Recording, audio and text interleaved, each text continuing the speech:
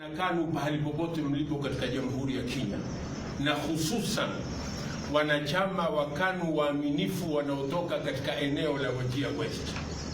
Leo nikiwa na mwenyekiti wa KANU National Elections Board Mheshimiwa Eddy Kifufani pamoja na Executive Director wa chama cha KANU Bwana Toet, kwa niaba ya mwenyekiti wa chama cha KANU Senator Gideon Moi ambaye yuko ng'ambo Washington, leo tumeamrishwa na yeye mwenyewe kumpatia barua ya kuonyesha kwamba KANU imekamilisha mipango ya kuwa na candidate katika uchaguzi mdogo unaokuja Wajir West.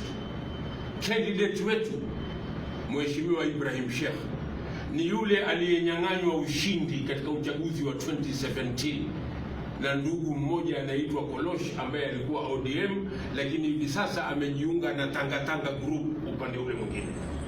Kwa hivyo ni furaha kubwa sana leo kumpatia barua ya kuonyesha yeye ndiyo candidate wetu wa pekee katika chama cha KANU, Mheshimiwa ndugu yangu Ibrahim Sheikh.